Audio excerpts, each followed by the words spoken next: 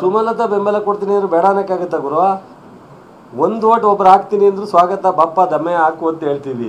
ಅಂದರೆ ಒಬ್ಬ ಇಂಡಿಪೆಂಡೆಂಟು 5 ವರ್ಷ ಲೋಕಸಭಾ ಸದಸ್ಯ ಕೆಲಸ ಮಾಡಿರ್ತಕ್ಕಂಥವ್ರು, ಅಂಬರೀಷ್ ಶ್ರೀಮತಿಯವರು ನಾವು ಬೆಂಬಲ ಕೊಡ್ತೀವಿ ಅಂದರೆ ವೆಲ್ಕಮ್ ಮಾಡ್ತೀವಿ, ತಪ್ಪೇನಿದೆ? ಆ ಥರ ಏನಿಲ್ಲ.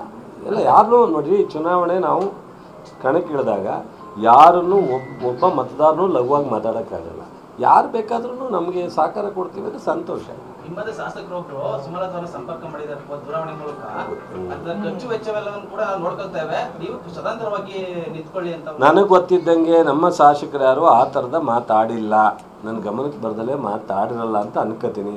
ಅದ್ರ ಮೇಲೆ ಮಾತಾಡಿದ್ರೆ ಗೊತ್ತಿಲ್ಲ. ಅವರು ಹೆಚ್ಚು ಸಂಪರ್ಕ ಕಾಂಗ್ರೆಸ್ ಅವರ ಮೇಲೆ ಅಲ್ವಾ? ಕಾಂಗ್ರೆಸ್ ಅವರು ನಿಲ್ಲಿಸ್ತಾರೆ ಯಾರು?